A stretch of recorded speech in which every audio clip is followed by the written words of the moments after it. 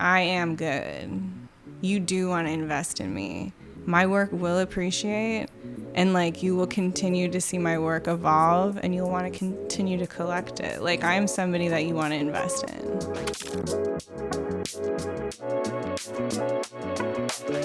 We're live. MK, welcome to the show. Thank you for having me, sir. I think a lot of people that follow you already have been super supportive of your journey of just like leaving your day job for something that you've been probably cultivating for a very long time. So those of you that don't know, MK, how would you, an abstract painter, like how would you describe the type of art that you do? Definitely abstract. Okay. Yeah, I used to try to mess around with drawing figures, and I'm just not as trained with that, nor do I have the patience at this moment. Sure. But maybe one day I will. But abstract for me is just been therapeutic and thankfully working out very well. Sure. So if we were to take it back, how long have you been painting, and how long were you doing this? Were you a hairdresser? Yeah. So how long were you doing that? So I have been a hairdresser, or was, for 15 years. You did it the other day, though. I did it the other day because old habits die hard. Yeah, but because you probably wanted to, not because you had to. Yeah, Right. and that is the beauty of it, is I've always loved it, but there is that fine line, and I'm so aware of it, I think, also with art. Yeah. When you create a career out of a creative habit or something you love, you're always taking that risk of maybe losing a little bit of love for it. But in the salon world, before social media, it was so different. Like when I grew up in the salons, it was one way. And so I'm telling you this because I feel like all of these salon moments have prepared me for my art career, which has just started, but it will, the entrepreneurial side, the business side? All of it. Human side, color theory, business, okay. Everything. Because, and honestly, just how I've learned to read people and show up in rooms, because as much as I'd love to sit here, like people love hairstylists and makeup artists, like social media glam teams, everyone wants that. Yet there is this conflicting version of where we're like lower, less than. Oh, compared to who?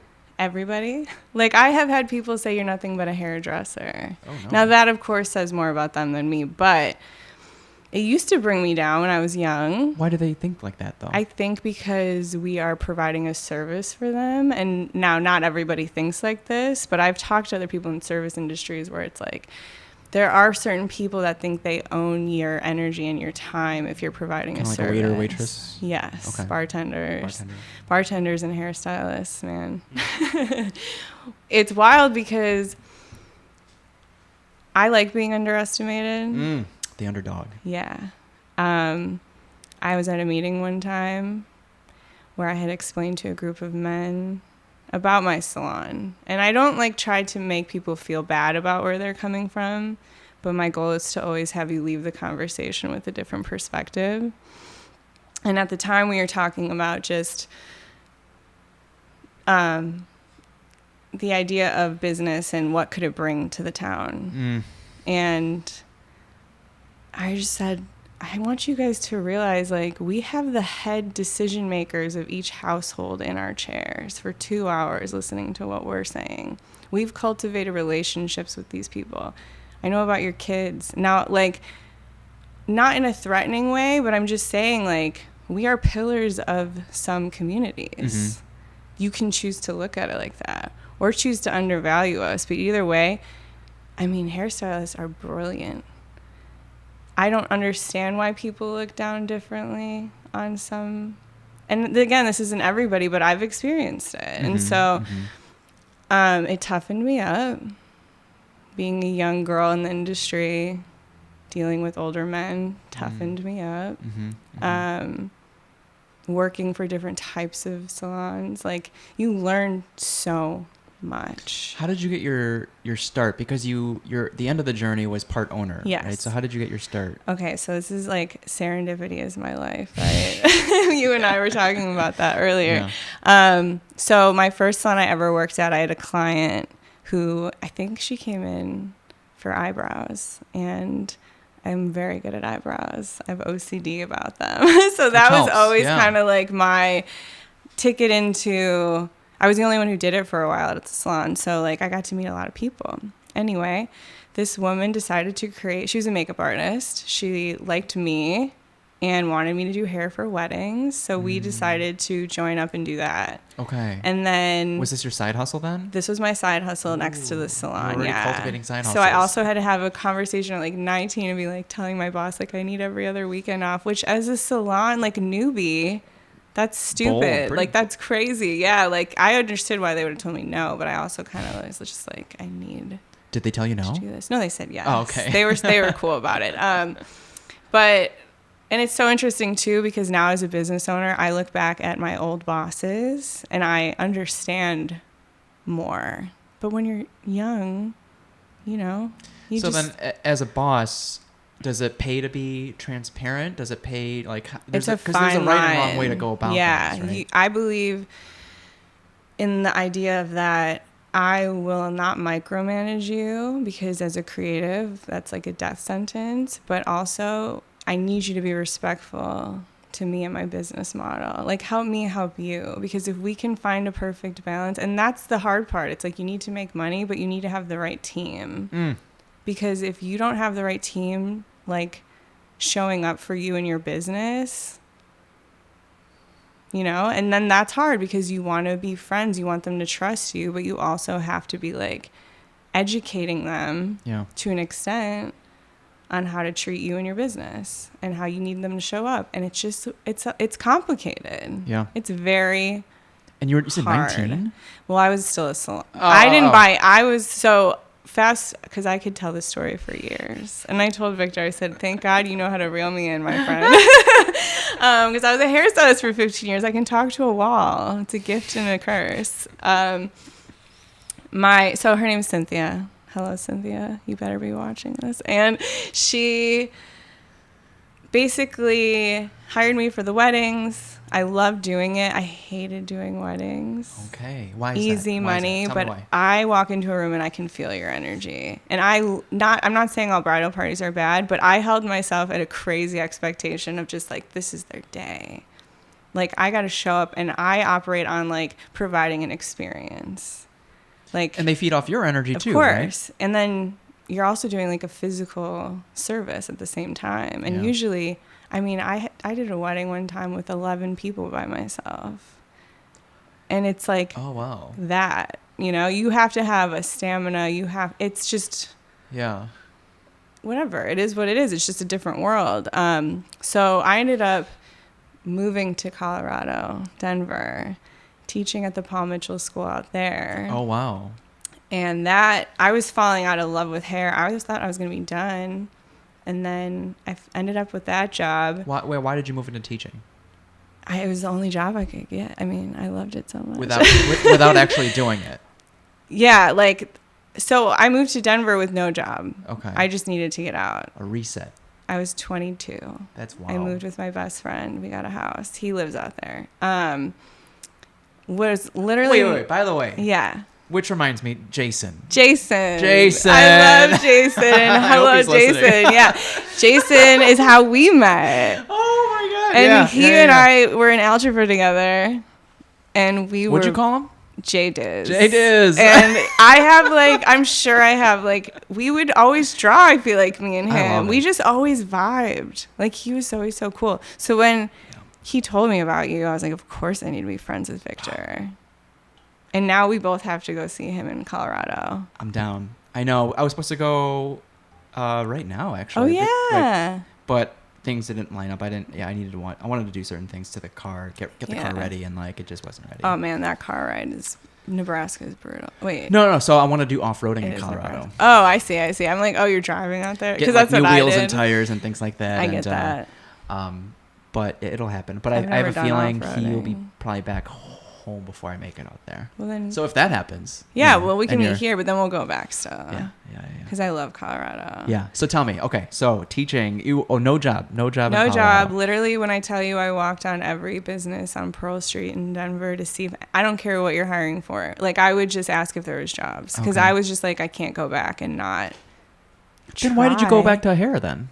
Well, because I found the Paul Mitchell School.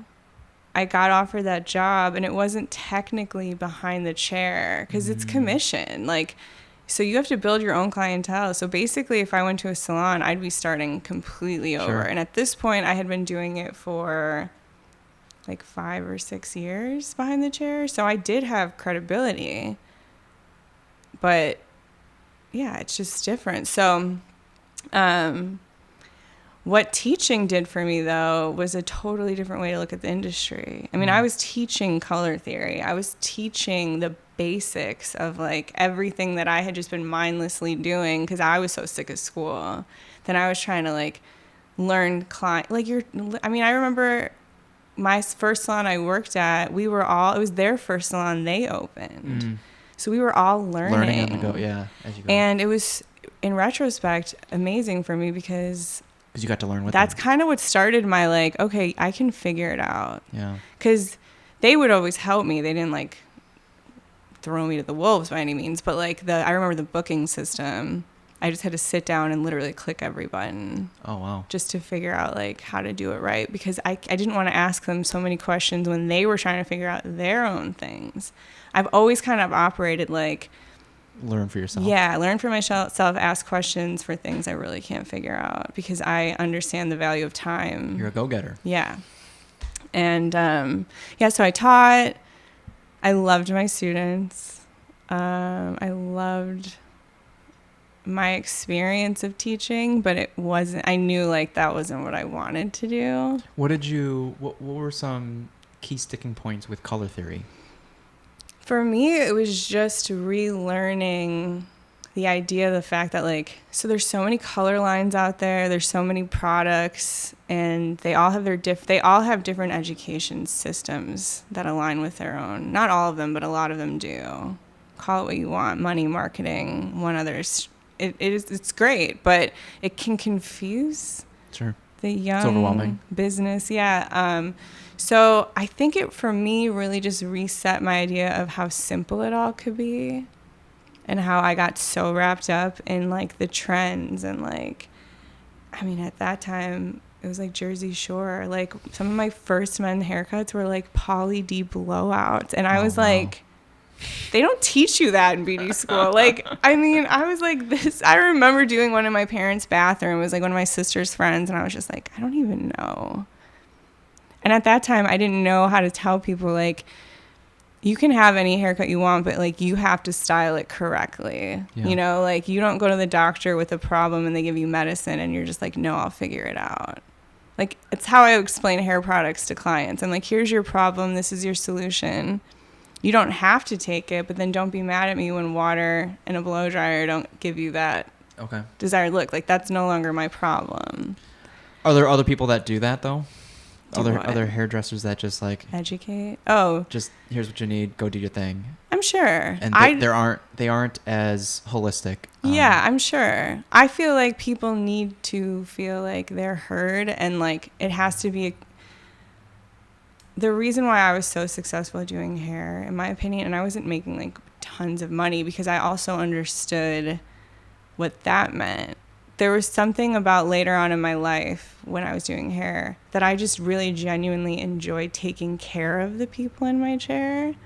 Like, I was doing their hair, but I knew we shared so much. Like, at this point, it's been like 10, 12, 13, 15 years I've been with some of these people. Yeah. And they trusted me. And it was always an experience. And I always made them feel, hopefully, that they were so valued. Like, and so, of course, there's, like, business models where it's just, like, take the money and run. And there is a client for that, for sure. There's nothing wrong with that.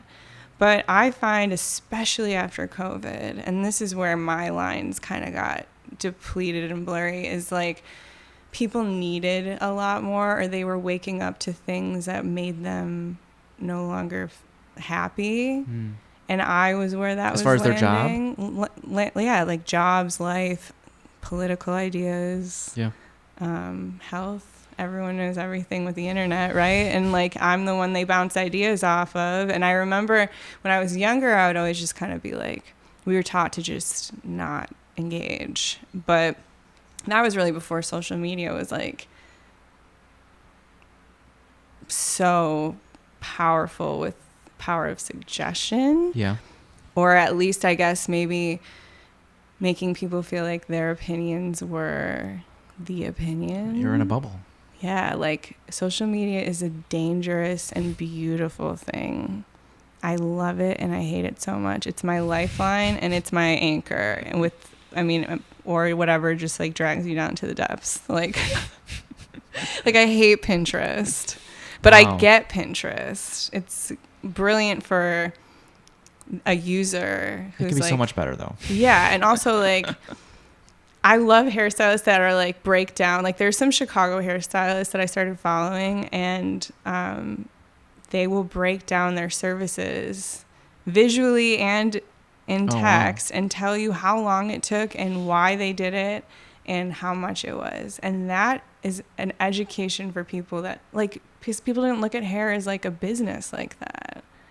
They were just like, well, why am I paying $200 for like color and cut? That's crazy. Wow. But you're paying for the experience. Or if you're not getting an experience, then you should be going somewhere else if you're having complaints like that. Yeah. Like there is a salon for every person. It's just why should they come to you? That's what I would try to teach my girls. Like it's so oversaturated. That's also why I'm not scared of art, because it's so oversaturated. But like that doesn't scare you. It doesn't scare me because I came from oversaturated.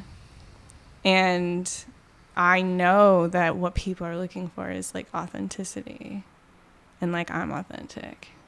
So whatever I put my energy into, I fucking mean it. You know? Should I not swear? No. I swear a lot. No, I know. So, but I came back from Colorado and started working in another salon, and I was renting. Why'd you come back? I felt really lonely out there. Even I with was your 23. Friend? Yeah, I lived with all boys. I love you guys, but like they were 23 too. I wasn't doing it right, I don't think. I think I just wasn't in a good headspace. I had moved. Doing life right? Or yeah, doing, like what's right though? You know? Yeah, it was more how I was choosing to like exist like that. Like if I went back now, I wouldn't ever operate like that. I learned a lot, but I'm the oldest of 5, and I'm so used to being around like my family and stuff, and I felt like I've always known that I was different than them. They've always been supportive, but I knew whatever path I was going to do was something that nobody really had done, and that is hard. Yeah. And then when you're at 22, you're at the point where you're questioning a lot. Like I went to college for a semester, and I knew it wasn't right, but that meant I was going to not be doing what everyone else my age was doing. Yeah. And I had to say no to a lot of things because I had a full-time job. So I did miss out on things, and I would just always play with that, like sure. where I should be doing more, but then am I missing out? And I think everybody who is kind of wired like us kind of probably has those moments throughout their whole life, because we've always thought there's like more to be had, like we can do more. Can you imagine if like your career trajectory was like already pre-planned for you? No. Like growing up? I would die. Well, I was actually talking to my friend on the way here, and we were saying how we were talking about gang mentality, and he's like, you know, back in the day there were roles for people in small communities, so you kind of knew what you were going into. You didn't have to think about it really. Yeah. There's a beauty to that, but there's a ceiling to that. And so some people thrive in that kind of system because you're allowed, I guess, to then focus an energy on things outside of whatever. So certain people don't need as much fulfillment? I feel like that's it. It's like, yeah, and I'm not judging when I say that, because I think that's a beautiful like there's beauty to that, to just, or that is fulfilling. Yeah. To just know to your just role. know or your like, role and be happy with that and acknowledge that that's good for you. What does that feel like? Like, I love that. I don't think that's bad. I just know. But it's being self-aware of that. Yeah. Right? I just know that, like, I need more. There are A players and B players, and not everyone can run a business or own a business. Yeah. So, and it's hard, and I get it. But it also, because I'm so aware of it, I operate so differently in the world. Like, I'm the artist in residence at a hotel in Chicago, and like the servers and bartenders there, because I experienced the pandemic in a way that they did, I tip them as much cash as I have in my purse sometimes, because I'm just like, it is so hard. And I think it's just easy to forget when life resumes. People forget that, like, restaurants were shut down and salons. Like, I had to take out a $10,000 loan for a business that I don't even have anymore.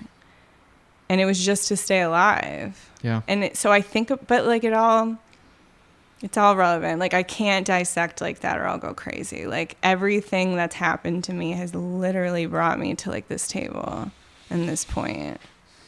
So when you were still climbing that hairdresser mountain, what made you want to have some ownership? I was just sick of not having more of a say. Like, I always was respected where I worked, which I'm lucky in that sense. But Cynthia, my friend, who I was kind of like playing with that storyline back and forth, after I ended up coming back and renting, she was my client briefly, but she had opened her own salon. But it was almost like a studio hybrid where she had people rent the space to do trials for weddings and everything. And then I ended up working there and renting. And she taught me so much about how to run a business, because for a while it was such a small team, and that girl is like a powerhouse. Like, she will figure it out. She's like a lawyer and accountant. Like, now that I've run it with her, I don't know how she did it by herself for that long. Like, it's so inspiring to me. And she's a mom, and like it's like a whole balance, and it is hard, but like, you have to want it. So she and I became really good friends, and we'd always talked about it, but she knew like I never loved the industry. I mean, I do, but I don't. I respect it. I'm good at it, but I wasn't in love with it ever really. And so she was just kind of like, come on, you know? And I actually, to bring some personal perspective in, I was told I couldn't have kids. Like, I had a 1% chance by a doctor for legal reasons. Wow. And so that's how sure I was, but I was like, I have to invest in something. Like, I need to put energy into something. And so I was like, let's do it.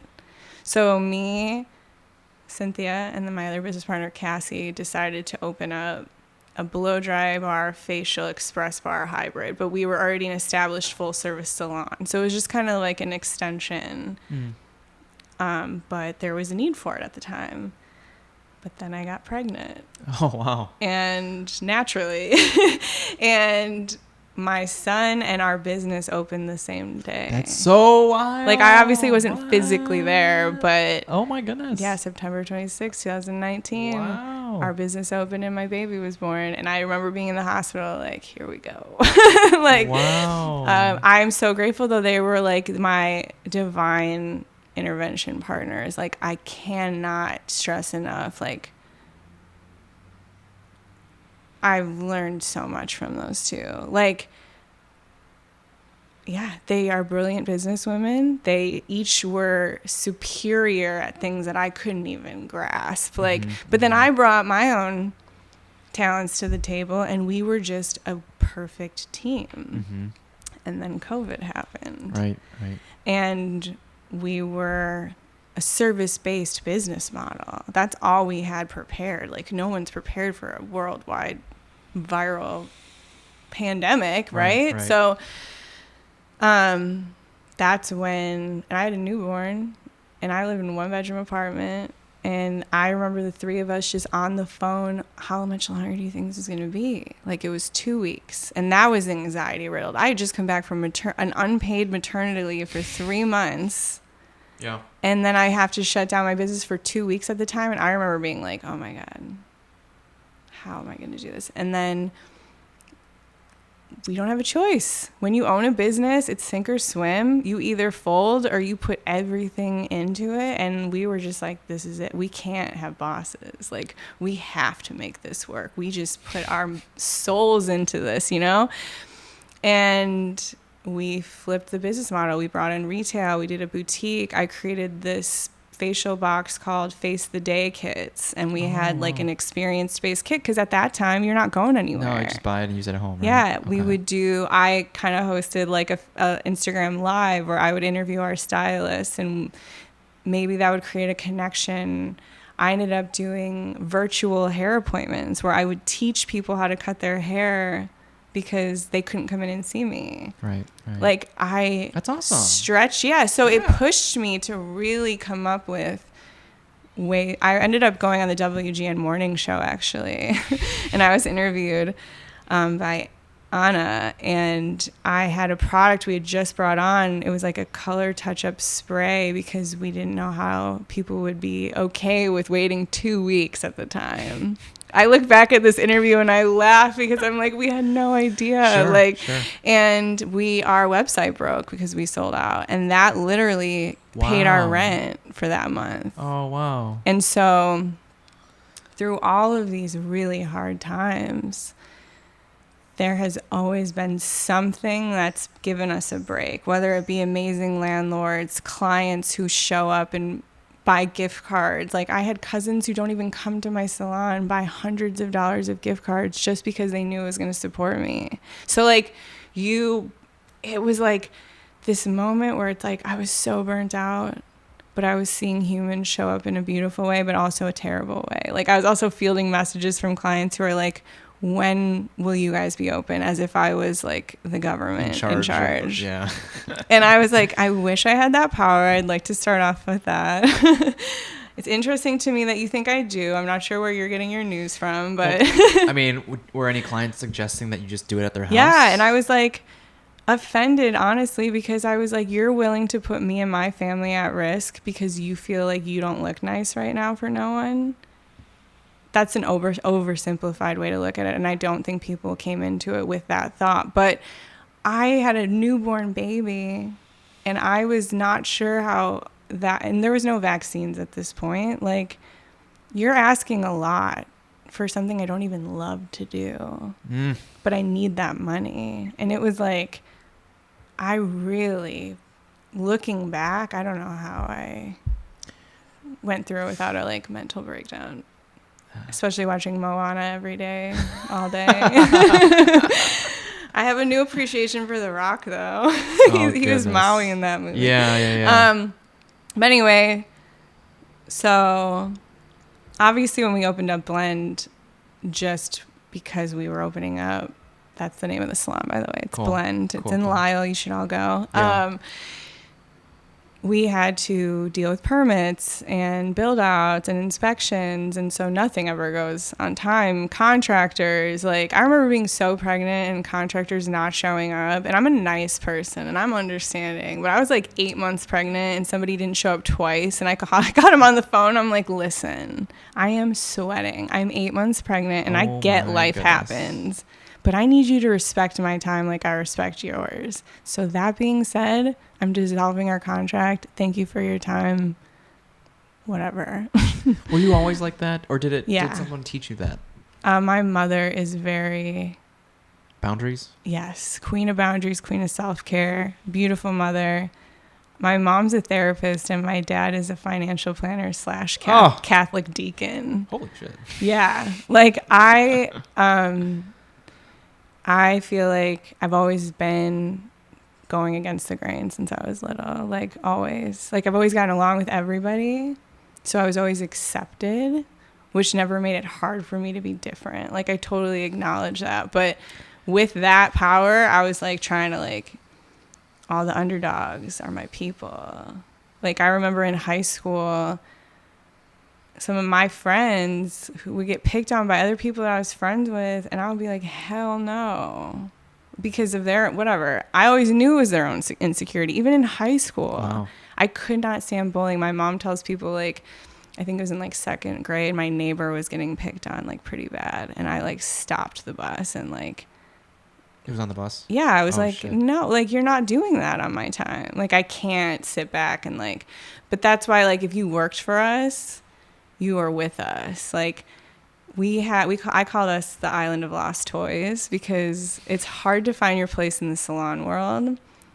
As an owner, you have the owners who just want to use everybody to make money. And then you have the owners like us who want you to feel like you're a part of the team and a part of the bigger goal, because that's how you get the best results, is if everybody's giving their best because they feel valued and heard. But yeah, you got to set those boundaries, you know, and people have stuff happen. Like, I remember even like in the beginning of this year, COVID was still crazy. Mm-hmm.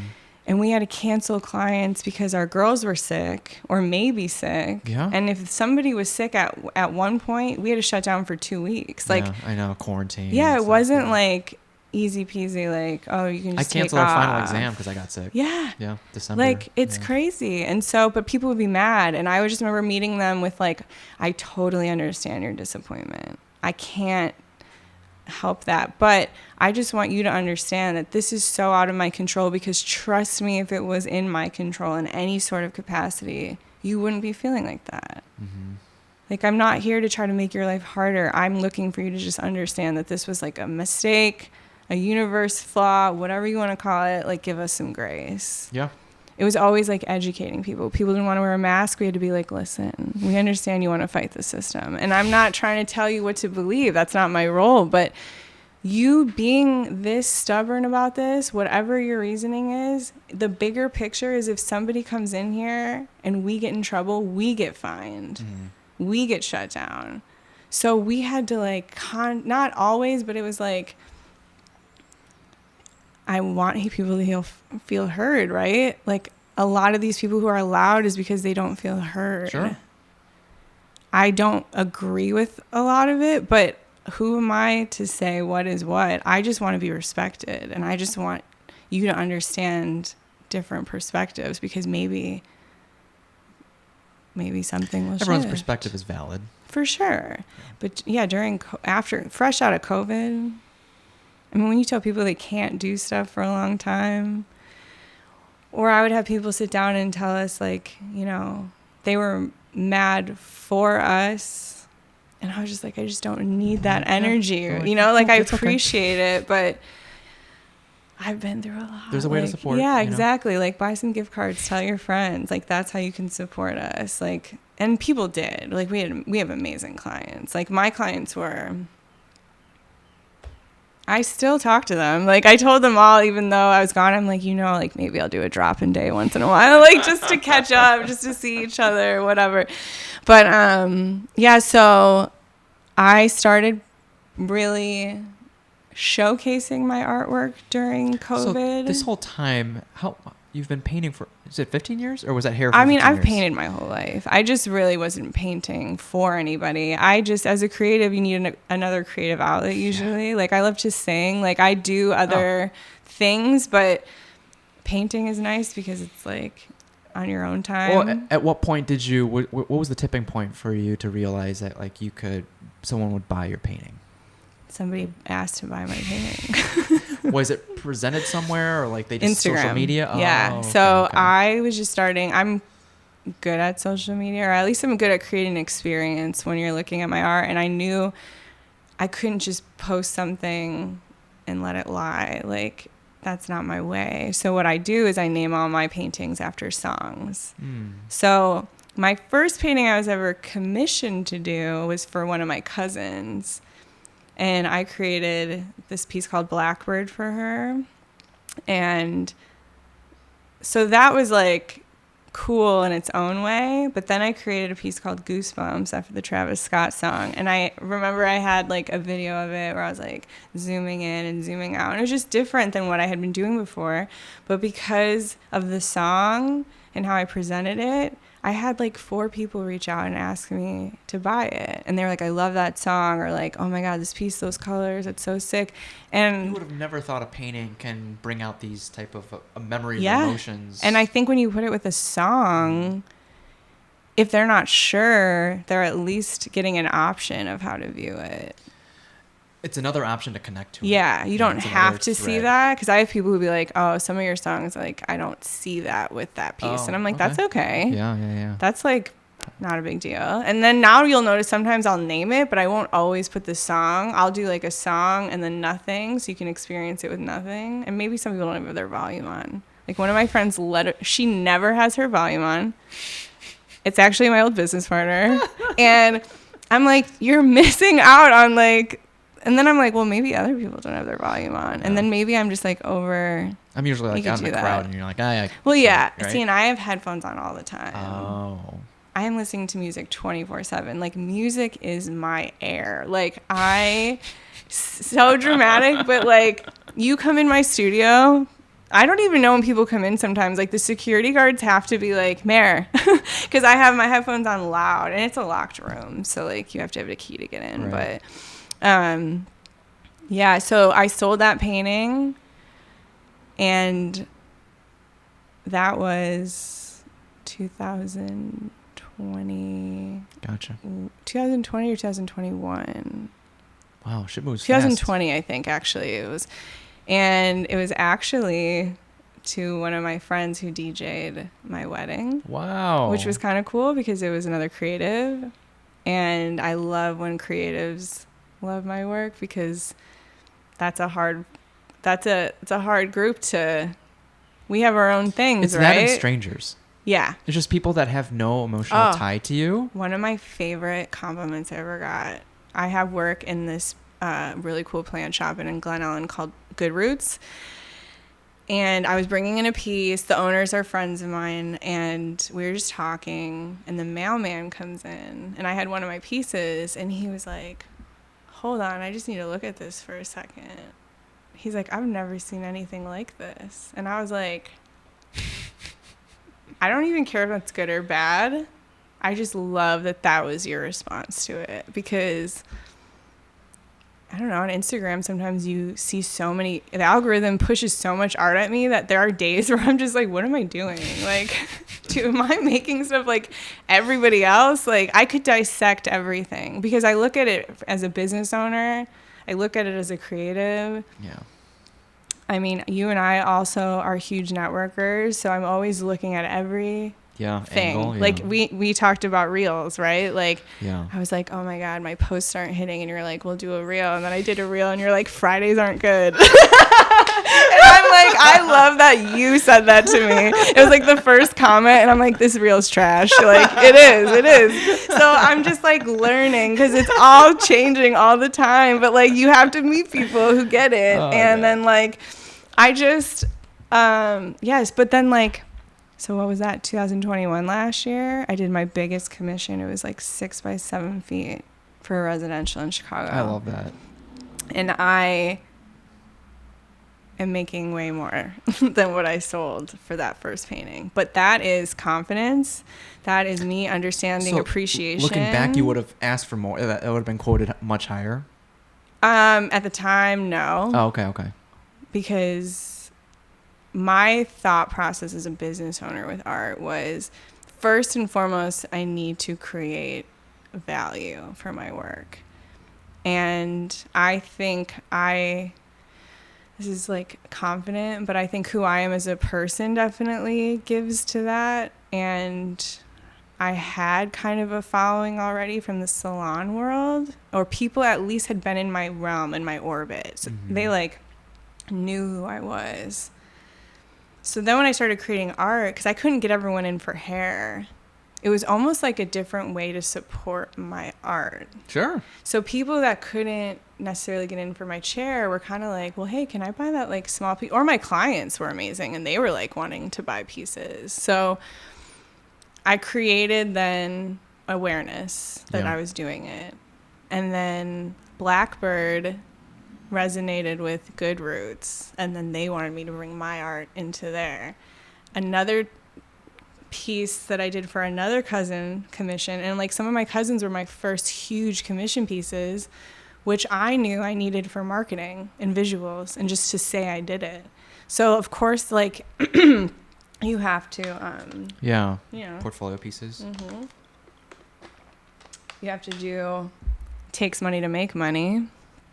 And my family are the biggest supporters for me. And so it felt good to make something for them. And then it also was beneficial for me. So that one for my other cousin got my work into Bar Cheeto, which is a restaurant in Downers Grove. And that owner has a restaurant next to it called Pierce Tavern, and then one in Hinsdale called Fuller House. And I'm pretty sure he has like another one, like a pizza place. Sorry, Sam. I can't remember it right now. But so now my name is on the wall in paint with Bar Cheeto, my Instagram handle.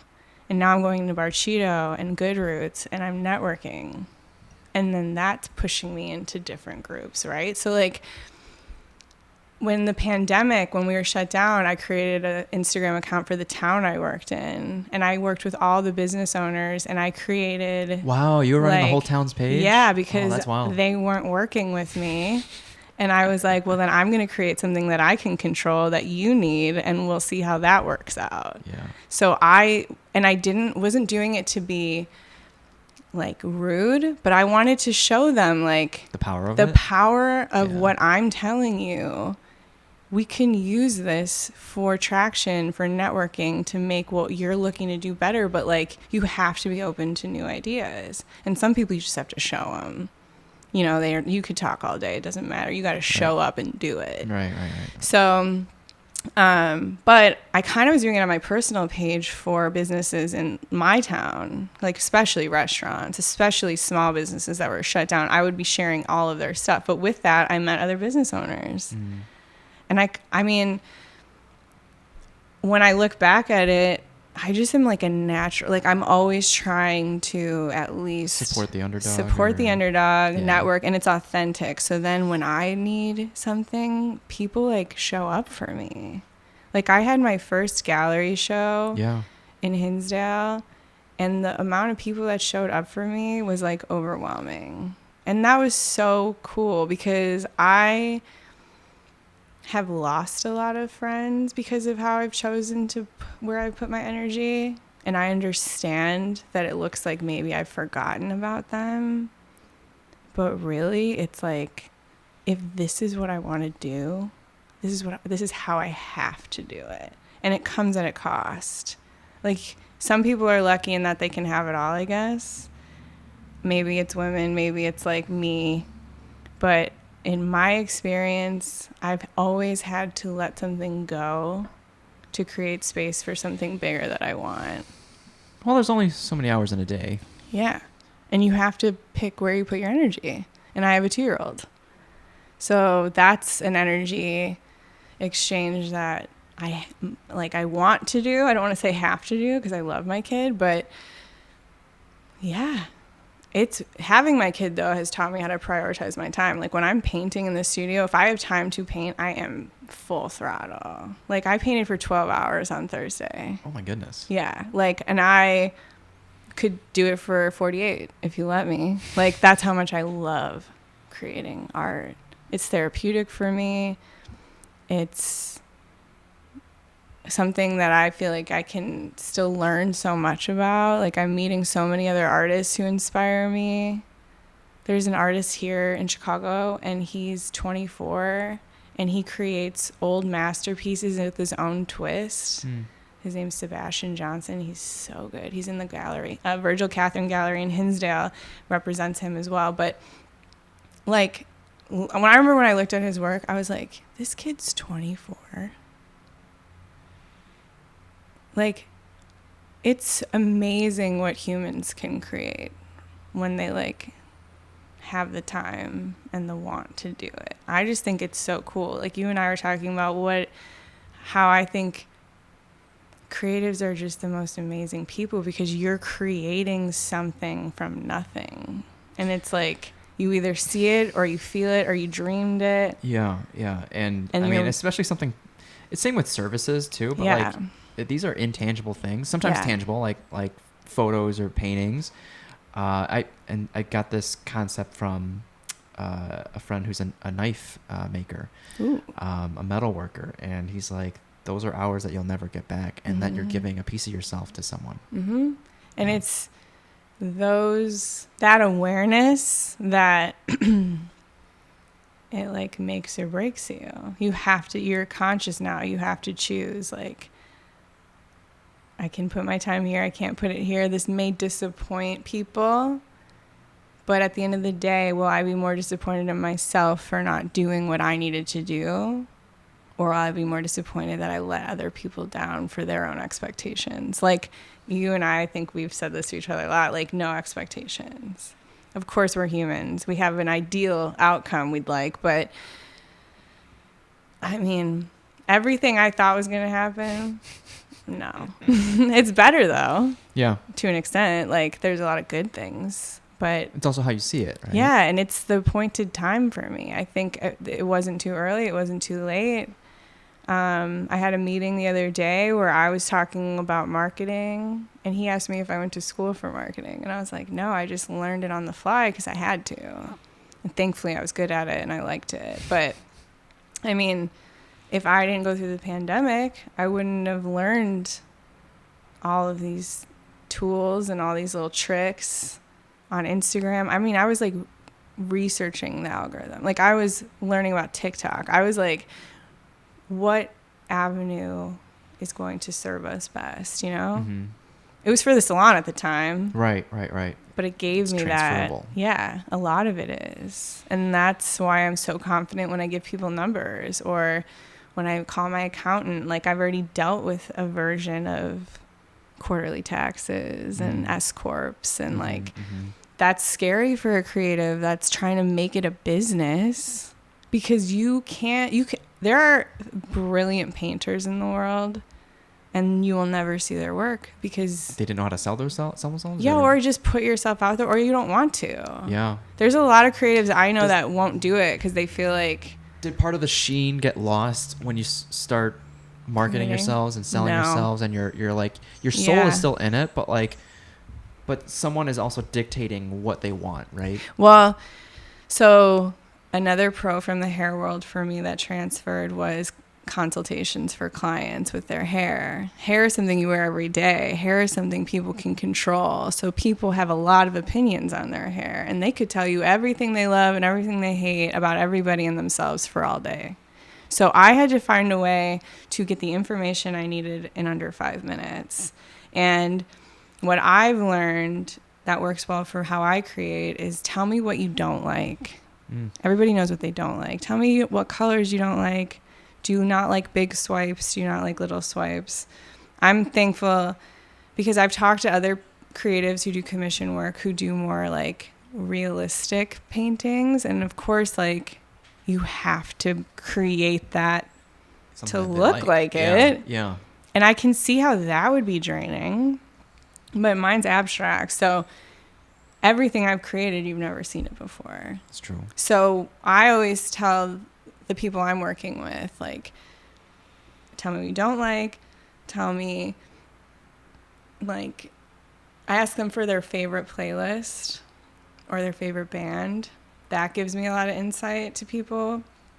Thankfully, they've all liked pretty good songs because I won't listen to it all the time, but I've heard some playlists where I'm like, oh, okay, like I can get down with this. And I didn't realize you were like that, you know? And and I listen to it when I paint for them because it gives it a different level of understanding for me, for how I then produce my work. So I also just tell them, like, this is an experience that's also a part of this. So I tell them, you will not be getting progress pictures from me. I will tell you when I'm like almost done, but I'm still going to have to look at it for a little bit and just make sure it's okay for me. I sit with it. I put it in different rooms in my house. I listen to it with different songs. Wow. Yeah. I'm OCD. I'm crazy. Yeah. I love Sharpies. I might be detailing it out. It's got to pass through your own filter. But even through all these filters, how do you know if they will like You don't. You don't. You have to be that confident. Oh, okay. Yeah, I always joke. I'm like, I go from Kanye West to crippling anxiety. There's like really no in between. Like, I will command a room and then I will cry when I get home. Like, there's like, whatever. That's just who I've had to learn to like accept my highs and lows. But I had a commission recently where he was figuring out a few artists he wanted to work with. And it was a challenge for me. I loved the buyers. I loved them as people when we met. But it worked. It was 2 colors that I was like, oh my God. How am I going to marry these colors together? And then they added another one, and it really changed the tonal value of the 2 colors from the original mock-up I made. And so the mock-up I made, I didn't do anything they told me to do. And I read their website. I had an understanding of the company, of the guy who was looking for it. And I wrote up a little blurb about how I saw the painting. And that's how I got the commission. Yeah, because he is a math guy. He is somebody that X and Y equals Z. So like, you need to have a system, but he obviously is a creative because he's a business owner and he has an idea of things that haven't happened yet. So I knew he could give me that trust. I just needed to let him know like I was the right one to trust. So I painted it a million times over, and I don't like show people my paintings. Like if you're getting a commission from me, I won't post it on Instagram. Like you are the first person essentially who gets to like see it. But I do have like select people that I'll just be like, who've seen enough of my work to be like, you should probably just like rework that. And sometimes I take it and sometimes I leave it. Yeah. But there's people whose opinions I like obviously respect. So I showed them the painting and I was like so worried. It's like a 30 by 40 inch painting, which isn't like crazy big, but it's big enough that if you mess it up, they're going to hate it forever. Sure. And they loved it. I mean, like, they loved my mock-up so much that they went in not knowing if they wanted to use me and then wanted me to do 2 pieces for their home. Wow. But that was, like, because I showed up in that meeting and I, like, understood the assignment. I was like, I am good. You do want to invest in me. My work will appreciate. And, like, you will continue to see my work evolve and you'll want to continue to collect it. Like, I am somebody that you want to invest in. Like, I've felt a lot in my life that I wasn't somebody people wanted to invest in. Maybe that was, like, my own. You said you felt that a lot? Yeah, and I'm sure that was, like, my own head. But I'm at a point in my life, I'm, like, 35, I had a kid. Having a kid changed a lot for me. And I was just like, I am good. Yeah. I can do this. I'm gonna do it. And like, there's no. Did anyone help you realize that, or what did you read or listen to realize that? I mean, I'm so lucky the sounding boards I have around me. Like, I have a lot of people that humble me. Like, I remember I showed my mom a picture of me one time where I had like my hat over my head, and she's like, "Are you hiding?" And I was like, "Mom, it's art." Like, you know what I mean? But like, I love that she said that because she really doesn't get it. But I'm like, whatever. I had, you know. My husband was helping me a lot at the time. He was always telling me, like, I could do it. I had, like, my sister, like, everybody. Like, my sister right now probably has, like, 8 pieces of mine in her house. And tells everybody about me. My mother, I mean, my family are my biggest support system. So I understand that also has allowed me to create more freely because I have that support. Like, I was telling one of the security guards at the hotel who really they really look out for me there, and I'm temporary. Yeah. So you don't have to. But I told him, I was like, I'm there late sometimes, and I'm like, there is something so freeing about knowing that you have my back and that you're here, that I can paint and create more freely. Like, it's all, I'm aware of that. But then I get tripped up in the sense of, like, at what point does comfort save you? And then at what point does comfort keep you where you're at? Because you're too scared to go further. And that's kind of where I'm at now. It's like, I've taken a lot of risks, but even when my partners, even when I remember calling my one business partner when I got the opportunity to be the artist in residence at the hotel. And I just told her, I said, with childcare, I can't. And I was already slacking, in my opinion. I wasn't giving them my best work at the salon, and they were giving me the grace because I was so depleted. I think I held it down for a long time as all of us kind of went through our waves. And it was like my turn to break almost. And they allowed that for me, but I'm also so respectful to them as business owners that like I can't do that to them forever. Like I can't be sad and let that affect their livelihood. So we had to make a decision, and it was so hard because I would have told you I was going to die at that salon.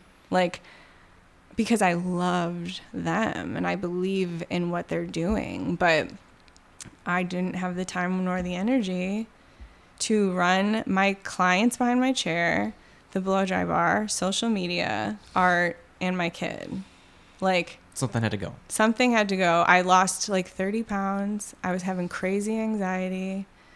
And I was like, my kid deserves better than this. This is crazy. Like, how am I giving so much to other people and I'm just letting myself drown? Like, so I shifted. And I was still my art. Like, it's because you noticed that the art was just getting bigger and bigger. Yeah, and I could afford to do it. I won a national campaign for sun chips, actually. Yeah, that was so cool. Billboards. And yeah, I got billboards across the Yeah. country, a mural in Dallas, marketing on billboards in the subways in New York City, like crazy. And I got a nice little check. So that kind of gave me also a little breathing room. Well, all types of things, like extra confidence, the extra breathing confidence. room. Yeah. The fact that Bobby Burke from Queer Eye was also the partner for that campaign. Yeah. He shared my things. So like there was an awareness then that there were people who wouldn't have seen my stuff. Now I'm on that radar. And also I can like say that I did it. But now when I'm doing the residency. Can you imagine if your art was like the bag for on the bag? Yeah, of course I emailed them about that. I will never. Because I could totally see that. And I was like, do you guys want to like do an MK. NFT with me or something? Like, let's go. I mean, I am at the point in my life where I will always ask, and you can tell me to go to hell. That's fine. But I'm not going to not ask. What's the worst that can happen? Yeah, like worst things happen. I'm going to go home and do the same thing I was going to do anyway. Like, it's fine. But all of these things happened for me to get here. And like I told you about some opportunities that I have coming up, hopefully. And it's hard to argue that I'm not in the right place right now with how things are working out. And I'm hustling. Like, it's not like I'm just sitting back and these things are being handed to me. Like, but what do you attribute it to? Meeting the right people? Or because like even if you met the right people and your art wasn't at the caliber that it has to be at, it might not be the right time. Yeah. I think about this a lot, and I think it's just the perfect storm, honestly. Like, because even us meeting, there was a rhythm to that. Well, I saw when you added us added me, and I like you were with Jason in Hawaii for his wedding, and I said, I think I saw a photo of you. Jason either told me you were rad. There was some storm of like us somehow connecting when you were out there, and then you were on my radar, and then you became such a supporter for me. We had never even met. And here's to be honest, that's how I get people to come on the podcast. I love that. But it's authentic. So, or is it not? No, I'm just kidding. Of course it is. The people that come on the podcast are people that I want to get to know more about. Mm-hmm. It sucks because I have people that are probably and they're probably even listening, very, very interesting, but I just don't have the questions yet. Yeah. So I'm like letting it marinate. Of course. And I can talk all day. I'm like telling Victor, like, should I do a podcast? And he's like, MK do should it. Totally and I'm do like, a podcast. But I feel like you and I met, and I told you this before we started, I think you and I will be creative friends for a very long time because we have a very similar way of how we attain our goals and how we view things. And like, I trust you, and I don't trust people. Oh, wow. I operate, hopefully they'll be cool, but I've been taken advantage of a lot. And I often give everything I have for other people and walk away with nothing. Or at least that's how it feels. And I'm sure a lot of people would tell me I'm wrong. But regardless, that's how my experience is. And it's created a little bit of like jadedness in me, but also it's what allows me to say no and set boundaries because it's not worth it. And I don't need to test that theory because I have. And I know how this story works out. And I'm happy to be proven wrong. And I will always allow that. But it has to be like, I'm not going to be like moving mountains to see if you can do it. Yeah. It has to like organically happen. Where has the most amount of opportunities come from? Is it social media? Yeah. And for me... And again, here's the Kanye. Like, I know if I get in a room with you and I sit down with you, you will walk away and you will, like, at least be interested enough to want to know more. Or my art will make more sense to you. Or hopefully you tell, like, one of your friends that you met me and they want to look me up. Like, it's that small of drops in the bucket sometimes that create waves that essentially bring you to wherever you're supposed to be. But there's a sense of like letting go, and then there's also a sense of you got to show up too. Like, I showed up my first day at the hotel in like sweats, and I remember sitting at the hotel, and this is like the first boutique hotel in Chicago, 1926. Tons of celebrities stay The there. Ambassador. Yeah, the Ambassador. I was sitting at the bar and I was just like, this is a wasted moment, Mary. What are you doing? Because what am I doing sitting at the bar with my headphones on, ordering a drink? Like, that's a normal thing. Nobody's going to look at me and be like, oh my God, that's weird. In my head, I'm sitting there like, next time I show up to this bar, I'm going to be wearing an amazing outfit. You're going to walk in that bar and wonder, who am I? And you're going to want to know what I do. And now every time I go to that bar, I hand out at least 3 cards. Like, and it's not forced. I don't like sit down next to people and be like, hi, I'm Mary. It's nice to meet you. That's not my move. Like, I love the bartenders. So I sit in the servers and we just talk. But we're also in an industry that we know how to engage people. So there are those just organic moments of like another person will be at the bar, and like I always either order an old fashioned or espresso martini. Here's something I love that they'll do sometimes, and I literally every day I exist, I try to take something in, like something I have to learn from. So like they'll make my espresso martini and there'll be like a little bit left, and they'll put it in a glass and they'll give it to somebody next to them. And if they don't order it, they'll tell the next person who's about to order that that's good.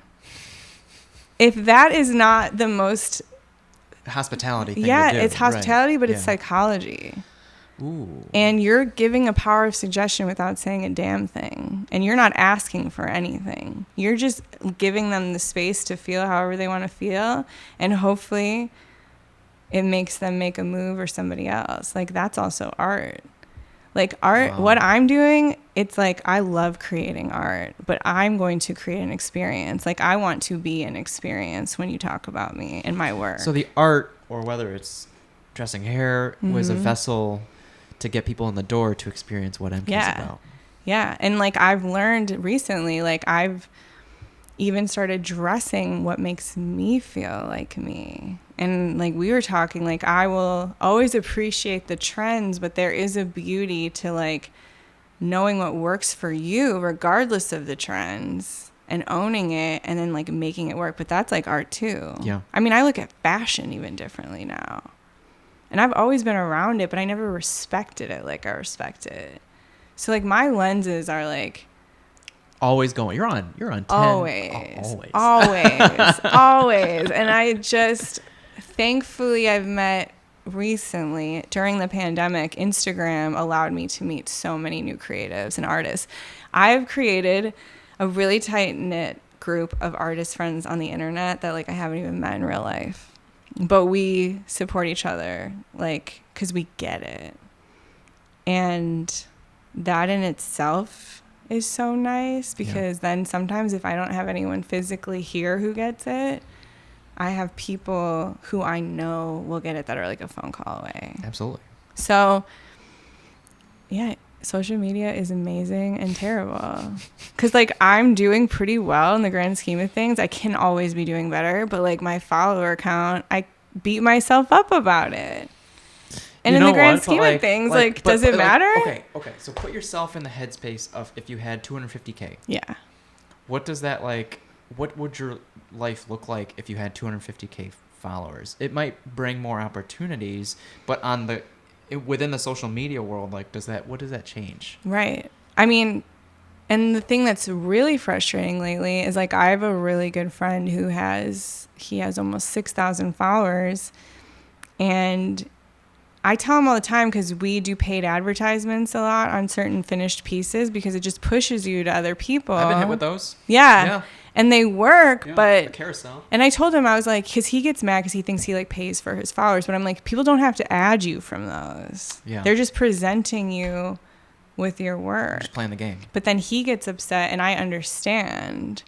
Then, like, why aren't you engaging in my work when I post content? Why are you following me and letting it fall flat? And then it's like a psychology game of, like, is that Instagram? Is that the algorithm? Do consumers not really care about liking pictures because they like stories more and reels because it's, like, more information quicker?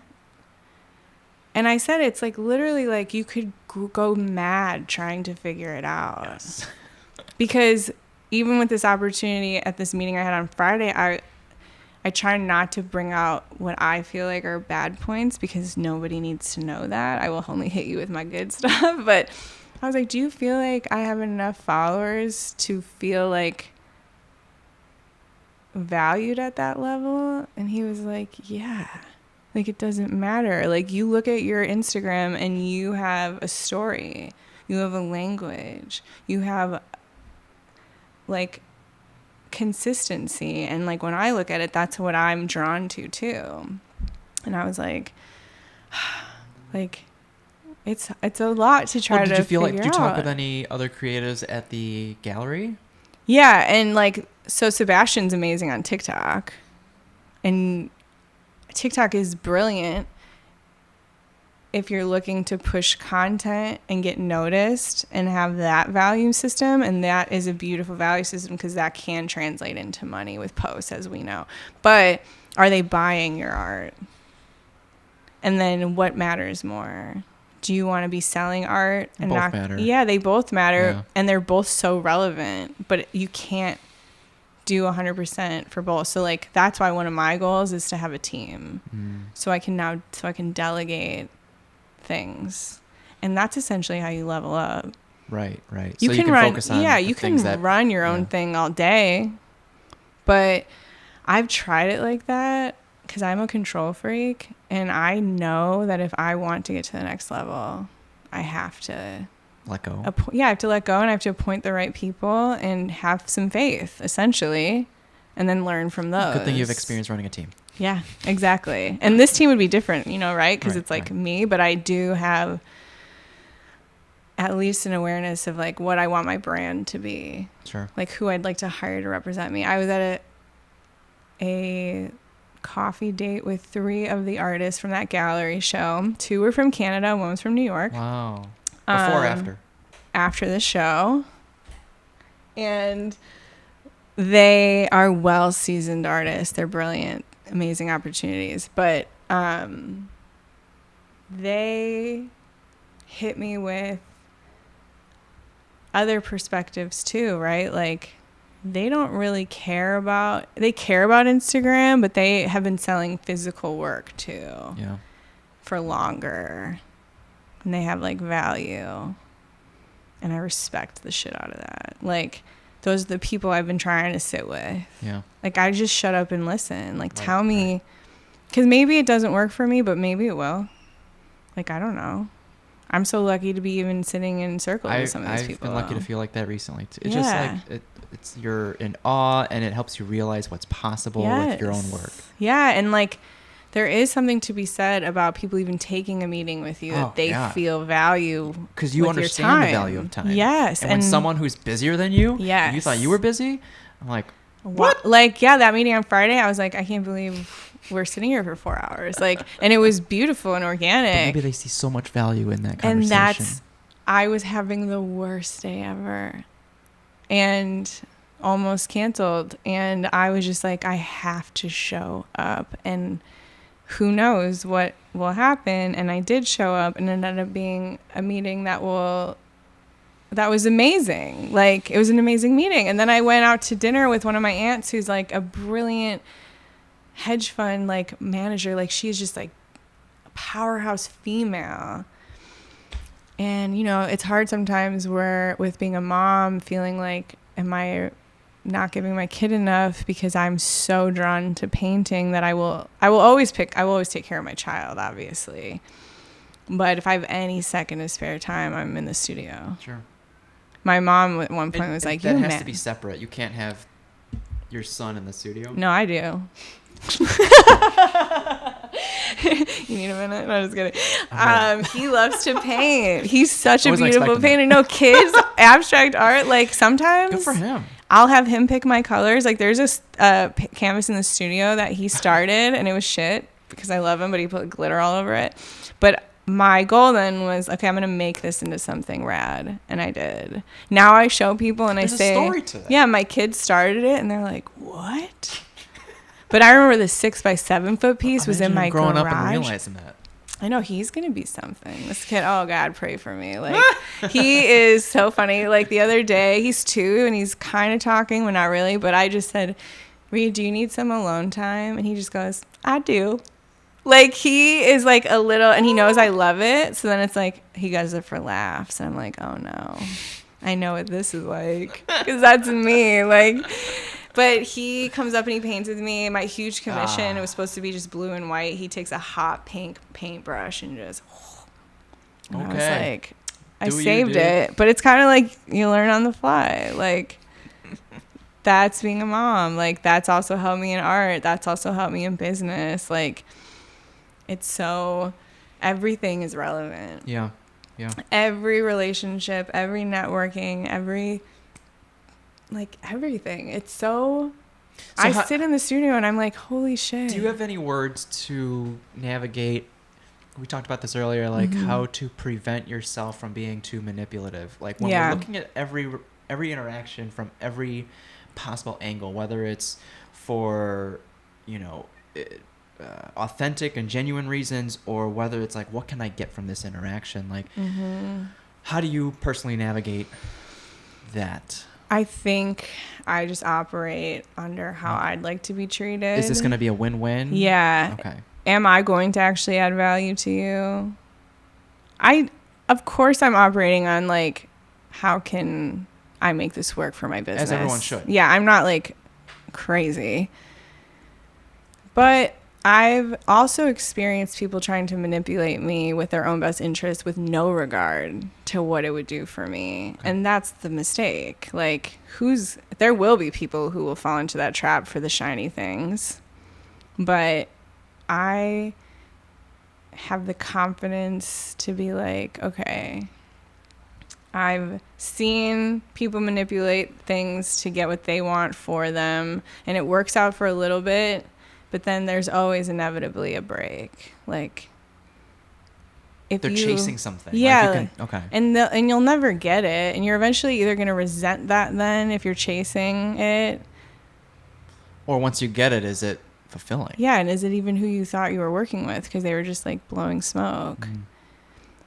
I've been lucky in the sense that I have to accredit it to just being, like, authentic. Even when I know that I'm, like, at the bar downstairs, because there might be somebody. Yeah, that something might happen. Yeah. Like, I can tell a cue if somebody's, like, with their daughter and they don't, like, have your time. You know what I mean? Even if I know you're somebody. Like, I sat next to this woman who was a CPA, and we both ordered old fashions.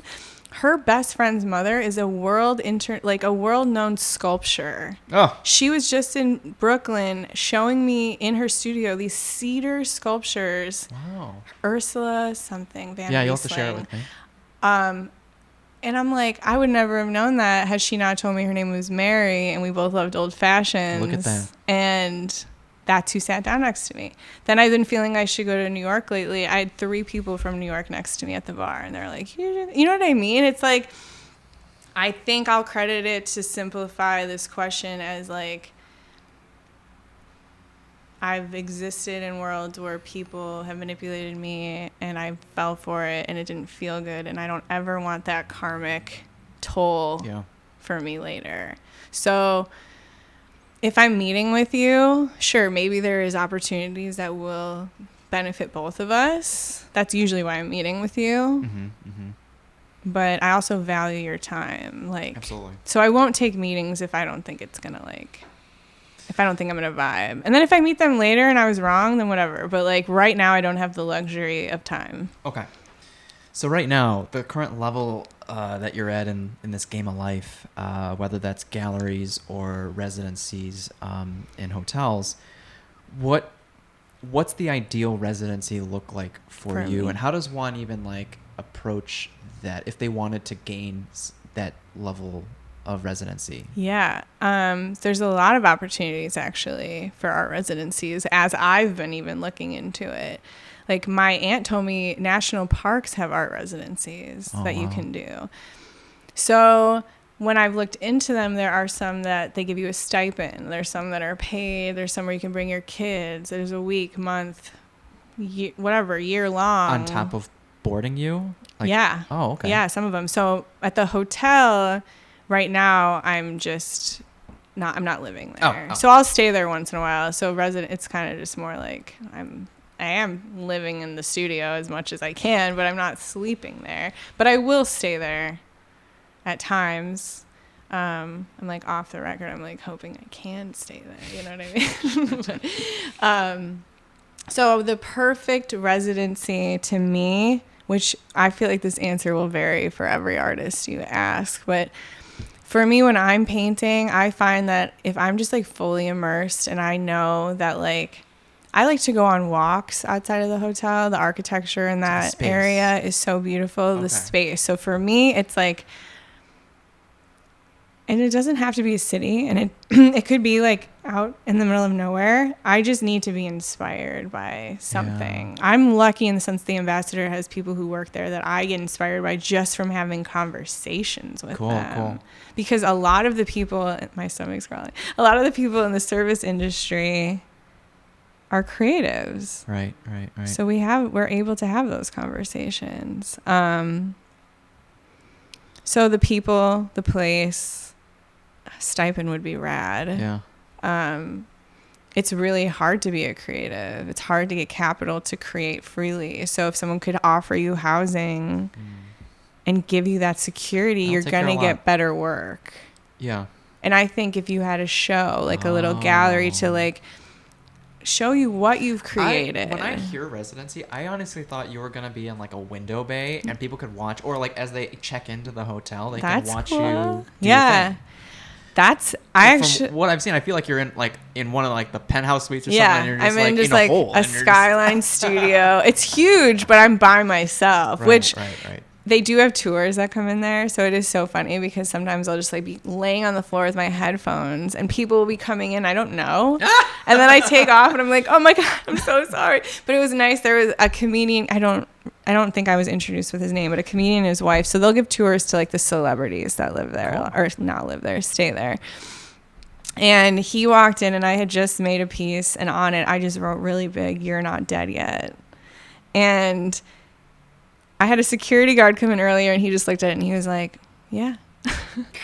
And I was like, I love that response. This guy comes in, he looks around, he tells the tour guide, he's like, I feel like safe here. Like, this is like my kind of energy. And he was like, What's his name? I don't know. Oh, you gotta get his name. I know. I gotta figure out who it was. I try, like, if they don't introduce themselves, I try to like just give them that respect of like, I don't know who they are sometimes. Yes, I know, but imagine how cool, like what their perspective of you is, and it's like, who's this artist is probably, I know, some great artist because they're here in residency. Like, who am I? And well, my goal is to imagine like, if you gave them the time. If you know, I need to do that. In retrospect, I thought about that, but then it also, I was talking to a friend of mine, and he was like, "You need to get literature in the lobby." or in the bar that Your just cards, at least says like you're an experience that they could come see, because they could come paint with me. Oh shit. Or at least use the studio. Now, like, I say that sparingly, everybody, because like my stuff is everywhere. Like right now I have a canvas on the floor that's like 5 feet, and I would rather people not be painting around it, but also like that's a part of the experience. And I thought that was a really cool way to showcase. It's very inclusive. Yeah. And you have to stay there, of course, and you have to know about it, but nobody even knows there's a residency when I'm there. So it's newer too. This is like a fresh residency. So I think I'm always good at like learning on the fly and new businesses. So it doesn't scare me, but I know the hotel loves art and artists and local art. Like everyone who works there, you should see how they dress. It's inspiring to just walk in there and see the people who work there's outfits. I'm like, that's when I had to level up for sure. Like now, even when I'm getting coffee, I'm like wearing a hat. I have like, everything is like intentional when you see me out at work. But yeah, I know I'm like making a million circles because I don't think there's like a right answer. No, yeah. But I can tell you what I would feel like I could create my best work in. Sure, that helps. And that would be like... That's what people should think about. Yeah, just having... The type of people that this place attracts, yes, the space that you're in. Because the experience. The experience, right? Yeah. What's your experience from it? Because and if you're working in the space, you want to be inspired by the space. Yeah, and I mean, Led Zeppelin threw a couch out the window. Led Zeppelin's my favorite band. Okay. Like so many greats. Wait, out that window? Not in my room, but at the out hotel. The Ambassador? Yeah. Oh shit. Like they're like rock star old Hollywood. Like there's the Frank Sinatra table. Yeah. Like there is an underground tunnel that shoots you out from the kitchen to the Ambassador West, which is across the street. Oh wow. Yeah, there's so much. I love history. So there's so much history in this place. And that for me, I pick up on energy everywhere. I'm not saying I'm like a ghost. I don't talk to ghosts, but like, yeah, I definitely, when I'm in there, I'm like, so many great people chose to come here. So that speaks to whatever that was. What it could be too. Yeah. And I like to think it's the energy of the space. It's the value they've created. Now my name is now attached to that.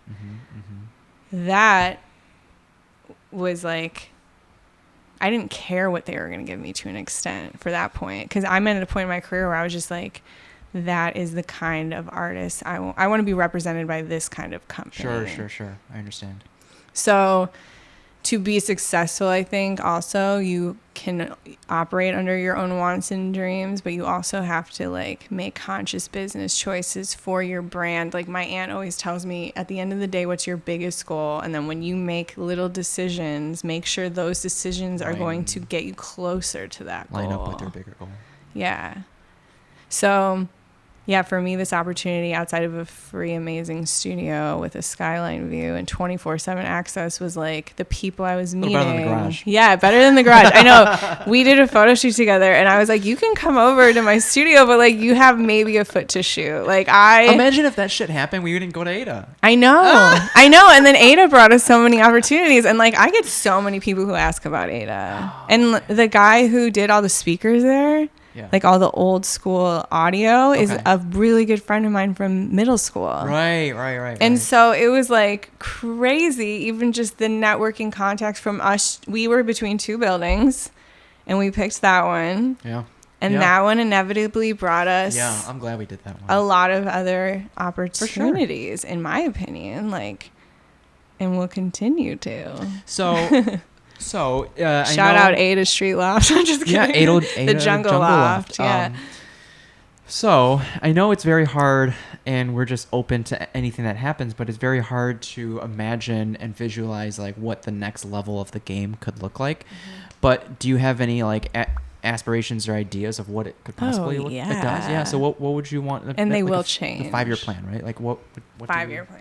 I would love to design with a fashion designer for New York Fashion Week. clothing. Yeah, like I just love either so I do two different things. Like not really two different, but I have my abstract, which is obviously a lot of motion and color and broken up swipes. But then I have doodles. I hate the word doodle, which is weird because does that make it sound juvenile or? Yeah, it does, and I wish there was a better word for it. But then nobody knows what you're talking about. I actually heard someone phrase it as my language.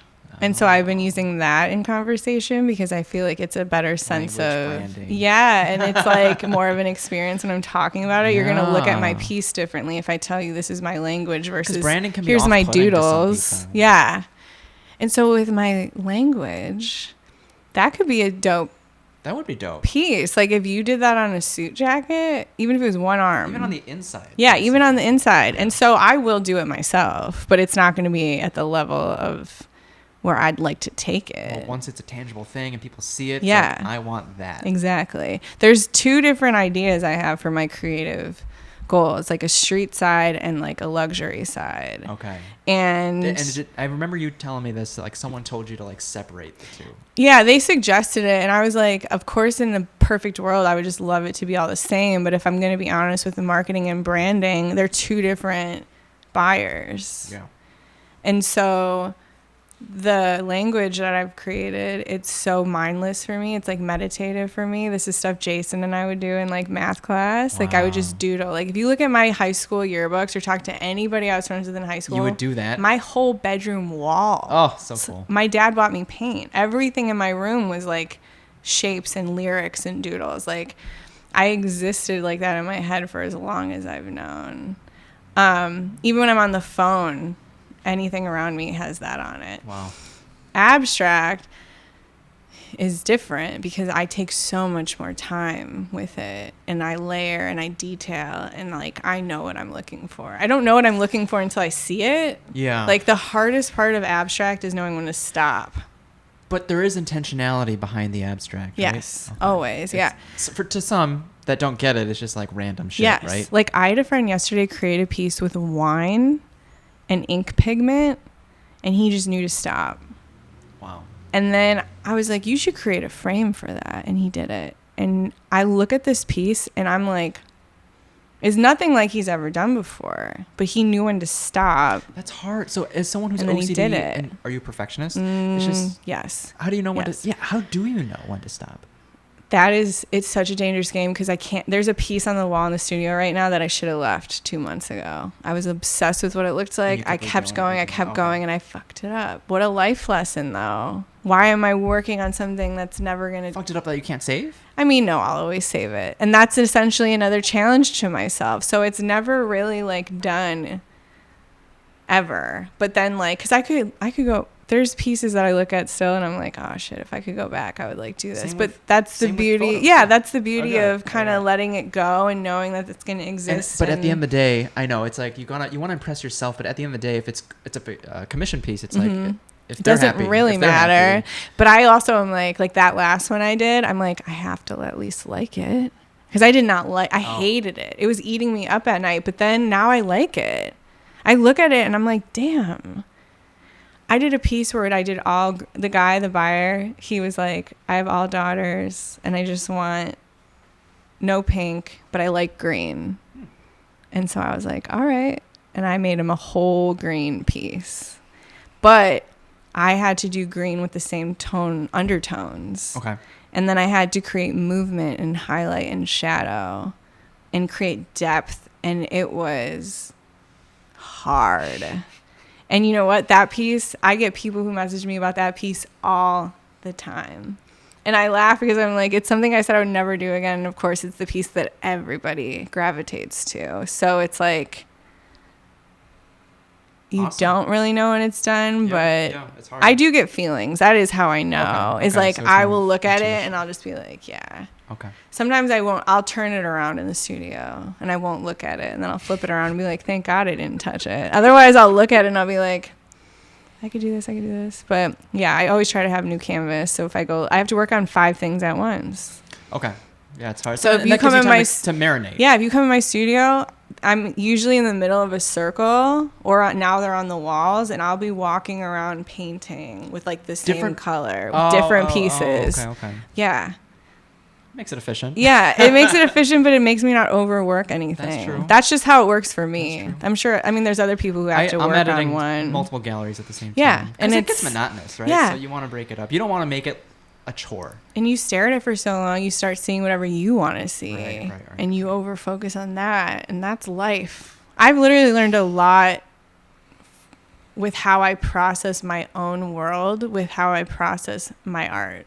Which sounds so like crazy, but like whatever you end up doing, it's a vessel for life. I like to look at things like I'm the main character, okay?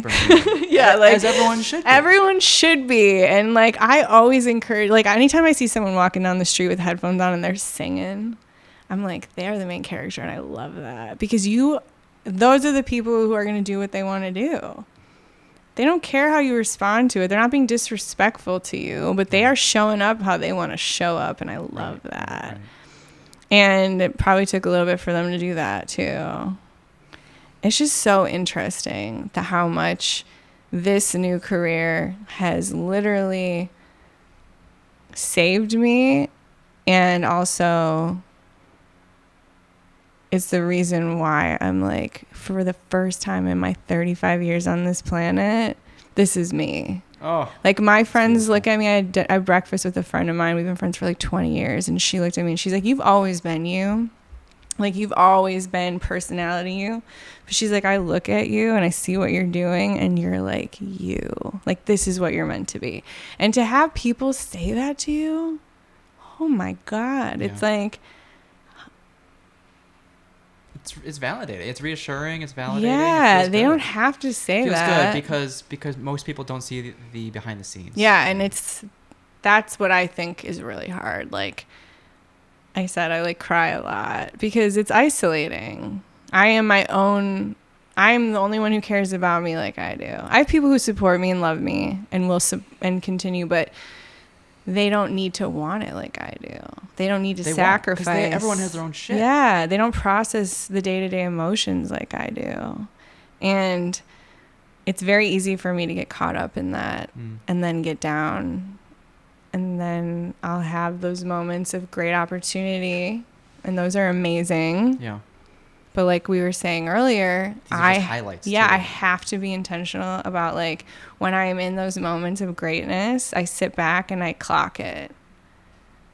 And I like just am like, I literally am just like, wow, I feel it and it's amazing. And I've never taken time to do that before. That's good. But then I go home later and I cry.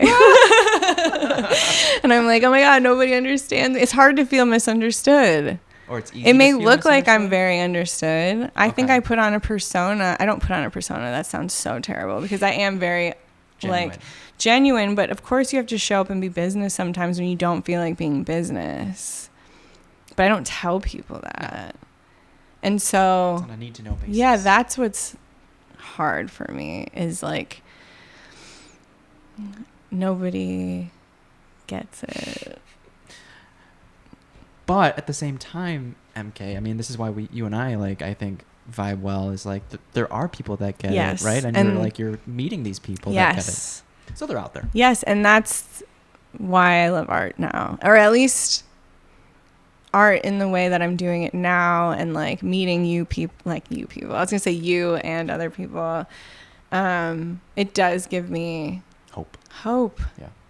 Not that I never thought there was, but for a long time, I thought I just had to sign up for like the big machine in society and like have kids, do a part-time job, like show up, can paint just for fun. Yeah, and like paint, sell it for whatever, maybe do an art show here and there. Like, and I was just like, that is not what I want. And like going back to us appreciating people who can exist in a simpler way, I wanted to be like that for so long. Really? Because it's easier to a point. Easy. I don't mean to like, it isn't easy to be a human on earth. That's not what I'm saying. There's day-to-day struggles. Everybody has issues, but like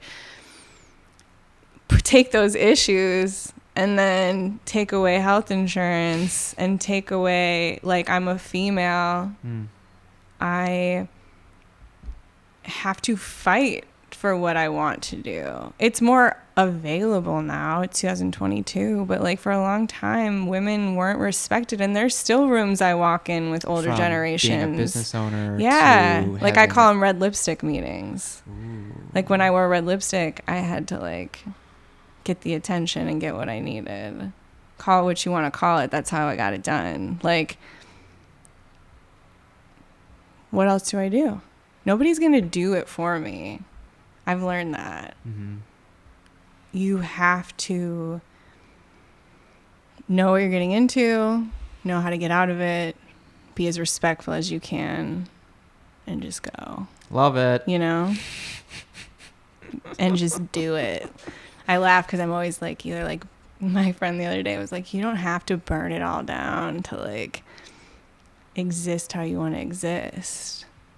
He's like, you're a slow burn, but you're like an explosion at the end. And he's like, and I mean that with the most respect. He's like, but you're getting to that, you know, like don't burn everything down because like you'll burn out. Yeah, and because I just I will go over everything I'm not doing. Gotcha. I think as a woman, like I can't tell you how many people are like, oh, you're painting, who's watching your kid? Oh. I asked his dad the other day, I said, do people ask you when you're at work who watches our kid? Of course they don't. He's a teacher. Like, I know that they don't mean harm by it, but you still are making me aware that I am using my energy not for my son, and you're almost telling me that that's not okay. And maybe they're not, but that's how it feels. And so these are like daily things I have to navigate on top of hustling and creating art and being a social media manager and an accountant and running my website, creating new product, getting that out. Like I haven't even done a million things that I have ideas for. And I will, but I sit and I think about that. And so, I mean, nobody has it figured out, and I think that's a beautiful thing and a scary thing. It's like the minute you realize like everyone you thought knew what was going on has no idea. No, not at all. It becomes terrifying, but it also gives you this, or for me, it gave me this awareness that like I can do whatever I want. You're in good company. Yeah, like no one knows. If nobody really knows what they're doing, then like nobody really knows what I'm doing. And I'm going to do it until somebody tells me I can't do it. Like, yeah. And then I'll find another way to do it, you know? Right. That's literally how you have to run businesses. Shit. Right? How much red tape like, even to get this space, how much red tape did you have to do? There's a lot of hoops to jump through. Nobody wants to do that. Ask for forgiveness. Nobody wants to do that. You have to be very vulnerable and put yourself in interesting positions in the very beginning, just to see what works, and just to like even renting studio spaces, right? Like it's like looking for that space, even like everything. It's so hard to run a business. Yeah. That's why when it's a small business owner, I try to always support small businesses. I'm of course like sometimes I'm on Amazon, but like when I can, I'm always trying to support small businesses. When I go out to eat, I'm always trying to tip as much as I can. Yeah. And I just feel like I don't do it because I feel like it makes me feel better. It just comes from understanding. Yeah. And empathy is what people always say we're missing, yet I find nobody's really trying to practice it. Yeah. And so that's how I show up. Like I grew up with a lot of religion, and I grew up with religion where people just were that, and they existed in the way that they felt people should exist, and it was beautiful to see, and I gravitated towards that. And then I grew up with people who told me everything I was doing wrong, and like it's because of their expectations of what it should be. Sure. So that's how I decided. I was just like, nobody's gonna like, I can't tell anybody what to do. I don't know their lives. I don't know what your day-to-day is, but maybe you'll see how I'm living and it'll inspire you to do something for yourself, or at least wear that outfit that you weren't sure about because you're not sure how other people will take it. You know what? Like every time I wear a wild outfit, people come up to me and they're like, how did that red jumper play out? Right? Amazing. I wore it to my gallery opening. And it was interesting because I wasn't sure if I was you're never overdressed, but I'm a human, and I was like, is this too much? I showed up. I had so many people compliment it, but I kept it simple. Yeah. But I want to walk in a room and I want you to know who I am. I want to command it to an extent, or at least intrigue you a little bit. For sure. But then that's hard too as a woman. You don't want to be like overly sexual. You start playing that game, right? Like, but I can't control other people, how they see me. I'm just kidding. That was a hair flip, guys. Yeah. But I don't mean, like, it's just, I guess at the end of the day, with my art, with my decision of having my business partners buy me out, which, to sum that part up, they were so incredibly supportive. Like, got me a gift card to Blick, like, supportive. Wow. Like, came to my gallery opening, supportive. They know this is what I'm supposed to do. Like, I would come into work and I would tell them all these commissions I was getting, and I was like a little stressed because I like didn't know. I'm like taking clients for 8 hours a day with no breaks. Sure. Yeah. And then I got to go home and paint till 3 a.m. and wake up with my kid at 5:30. Yeah. And I'm not sleeping. Like, there's like, and it's just a lot. And I remember they were just finally like, what are you doing here? Oof. And they meant it with love, but it sat heavy with me. Yeah. And I was just like, what am I doing? Because I'm certainly not giving them what they deserve. And I can feel that. They would never tell me that because they love me. And that's hard when you're friends with your business partners, is they want you to succeed in your own personal world, but you have to know when you get into a business relationship, there has to be respect there for their own livelihood too. Like, you can take down somebody else's whole thing if you're disrespectful. Like, and that's something, like, again, going back to just honoring people's time and energy. Like, exactly. Don't get into bed with business partners that you literally can't, like, share your worst moments with, and they'll support you through it, because, like, you will have those moments. Right. I ended up leaving in the end of February. I think I told my clients as they were coming in, because I just didn't want to have that expectation when they come in. I didn't want them to be sad. Okay. I wanted to have like a normal experience with them and then tell them, because they all knew. They all, from like when I started, they were like, when are you done? You can't do this forever. Like, we know and we love you and you should do it. Like, how lucky am I? They're a little sad. Like, I get text messages still that are like, oh my God, please come back and cut my hair. And I'm like, maybe like one day for fun. But yeah, like when I networked, and I mean, I actually really love these girls. They are running social media for the Ambassador, and they have their own company outside of it that kind of kickstarted their social media company. It was called Dallas Love List. And just sitting with those women and Sarah, who runs it, and how she has just turned this into, like, her growth is insane. Yeah. We have the same birthday, me and her. Business forces you to grow. It does, and it evolves, and by just doing that, you kind of organically shed skin. You have to, or you just fail with it. Yeah, and it's exhausting, but it's the most rewarding thing of my life. Yeah. I'm always tired, and I'm always so excited. Tenacity. Yeah, like waking up is like, what's going to happen today? Like, am I going to cry, or am I going to be excited? Can you title this Crying with MK? Yeah. She's emotional. I don't know, something like that. But I just, I mean, so then I left. My brother got married in March. I took March to kind of like paint in my home studio. I did some commissions. I kind of laid low. I was almost just like regathering energy. Sure. And then I started the residency April 1st. Yeah. I've been there for 3 weeks, 2 weeks. And how long is it? A month? It's 3 months. 3 months. So I'll be there till July 1st. Please keep me longer.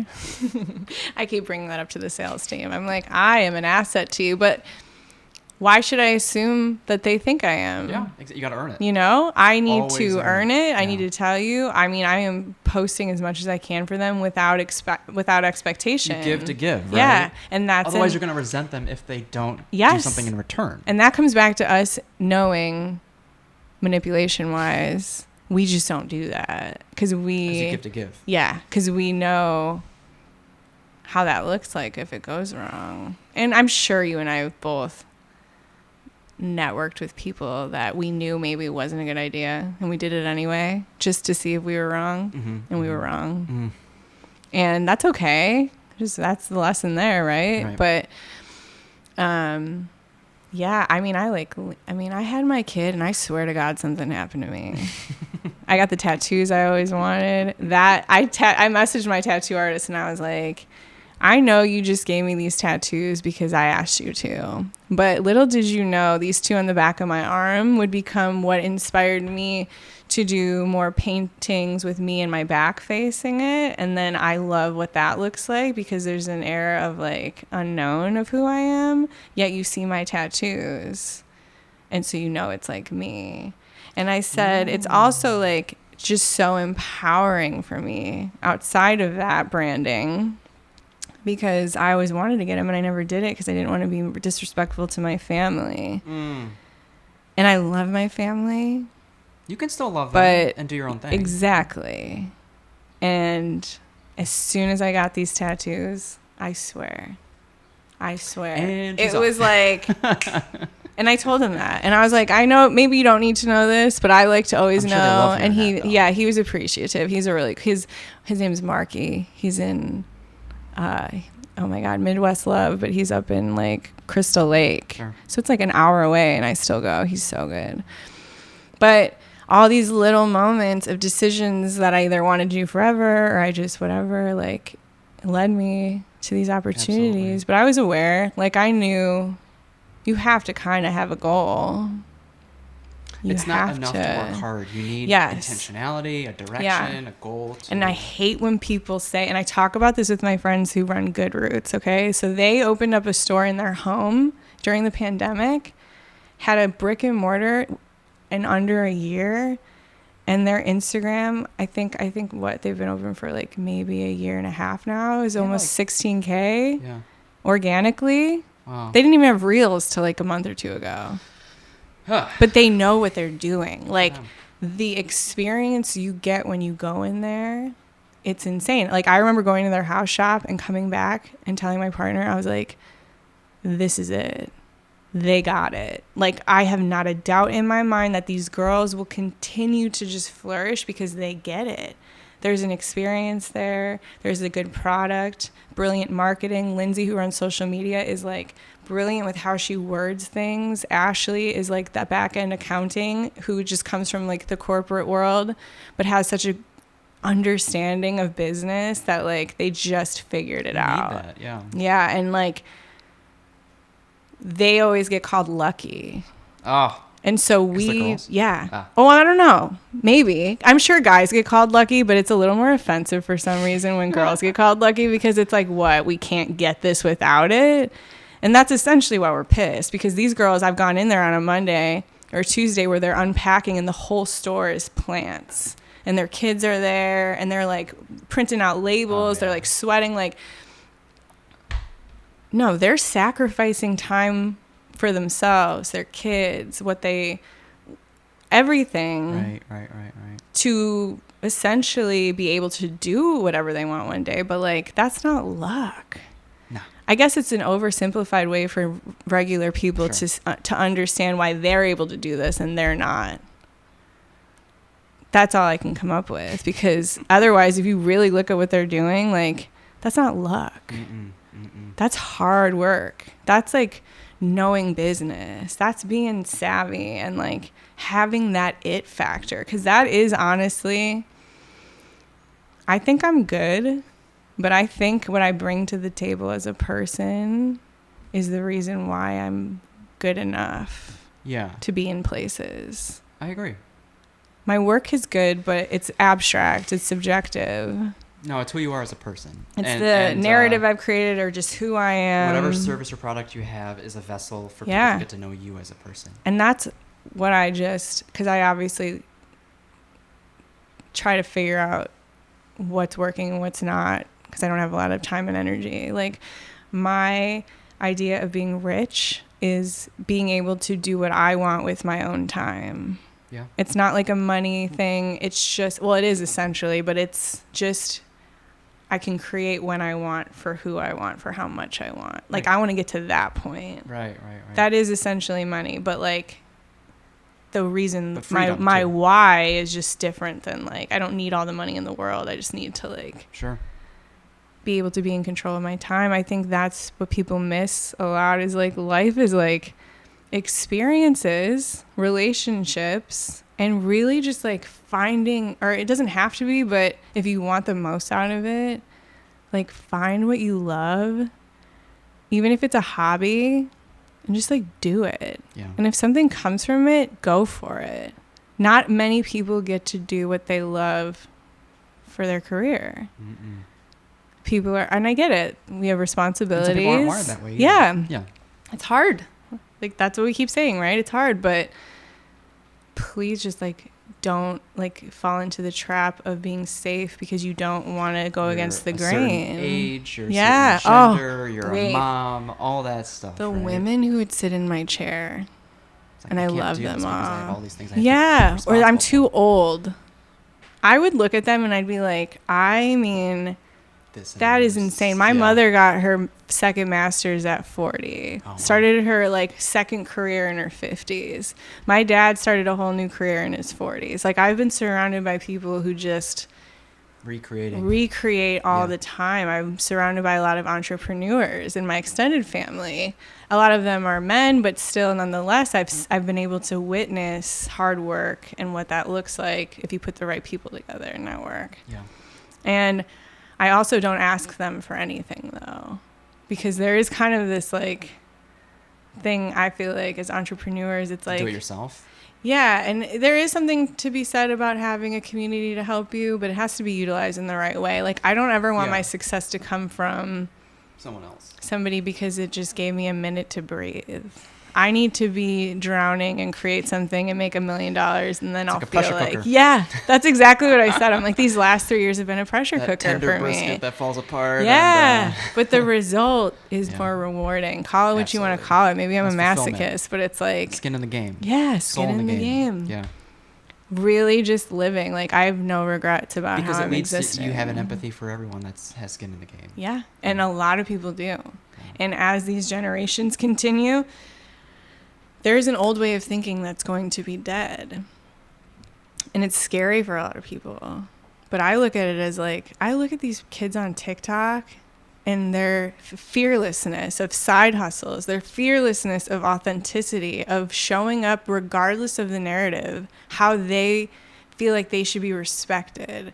Sure, some of them maybe people could look at it as entitled, but I look at it and I'm like, I've seen girls on the subway or in grocery stores where like dancing their ass off. off. Where like men come up and say weird things to them and they will follow them out with the camera and be like, you cannot do that. Oh, like, shit. Like, how empowering. Yeah. A little scary for people who are doing that, because obviously your reputation is going to be tarnished, but it's like there is just a whole new mindset coming up. Yeah.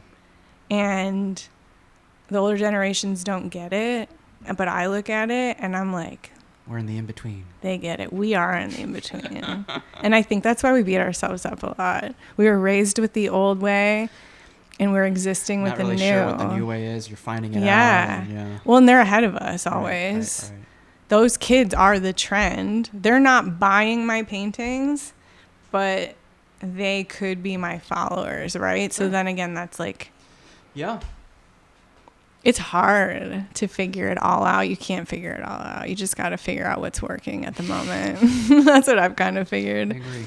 Yeah, but I feel like, did I talk in circles? No, that was good. Did I give you any answers that you needed me to repeat because I was drinking water? No, you're good. I think it's a good place to conclude, actually. We could probably jam for like 4 hours. But I know we could. You'll probably be back. We'll see. You'll probably make leaps and bounds within the next 2 years. God willing. You'll have much more to share. I'm going to have you on my podcast. What's the name of your podcast? I want to call it You're Not Dead Yet. I'm down. And we will just talk about exactly what we were talking about, essentially. Right. Existential crises every day. I want to have entrepreneur creatives. Yeah. Women, too, especially. Just like wake up. I'm excited. Wake up. I'm excited. Live. Yeah, me too. I actually we're doing our photo shoot May 9th, so right. I'm sure we'll talk then. The well, we always have great collab sessions of just like life and talking. So Yeah, I know we'll have no small talk, guys. No, yeah, we're universe or bust. I don't even know how old you are. 32. Okay, see, we're close in age. It's funny though because the people that I vibe with like that, I don't know how old they are usually. You don't need to know. Yeah, I don't know what they do to an extent. I just know how they show up. Yeah. It's so weird That's though. what matters. Yeah, like I don't know how old anyone is. I don't really after 30. I don't really care. Yeah, I really don't care how old people are. I think at this point it's kind of a weird question to ask in my world, but it's like, why you ask? Do you ever go to when people do ask that, it's like, yeah, are you judging me? Should I be doing more or less? Like, what does this mean? Like, I don't understand. I always get people who think I'm younger, which I'm always like, my response is always like, thank you, but I mean, normally in like a business setting, I'm like, do you think I'm an idiot? Like, what does that mean? Because I am. Yeah, I'm almost like, if you're asking me and you're younger than me, I'm almost 30. If you're asking me they're older than me, I'm almost 40. I don't know. I'm 35. It's right in the middle. Yeah, but 35 sounds old, but it's not. No, just getting 60 started. Sounds old, You're but just it's getting not. started. Yeah. I will be an internationally known artist. Putting out right there in the universe. Yeah. Manifestation. You will see my work everywhere. Like, it's going to happen. Right. I'm going to make that happen. You here first, guys. Mm-hmm. Look out. MKODJ. Everywhere. Where can people find you? Instagram, website? Instagram, I have my handle, which is phonetically spelled, unfortunately, but MK, yeah. yeah, it's EMKAYOHDEEJ.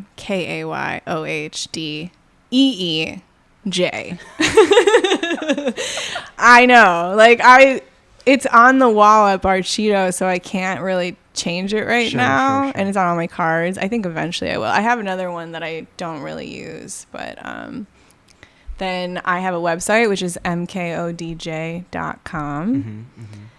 I have a TikTok. I like rarely use it. I need to be better. I have a Twitter, same thing. But mostly those two. Instagram is my sure shot for sure. Well, thank you for spending the Thanks time. for having me and letting me talk forever. Yeah. No, thanks for showing up. Of course. Thanks for showing up right back and answering my DMs and supporting me.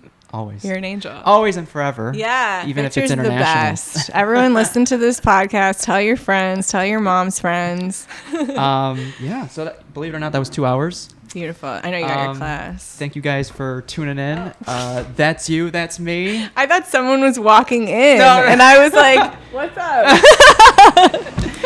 But we'll see you guys in the next episode. All right. Thanks for Bye. coming. Bye.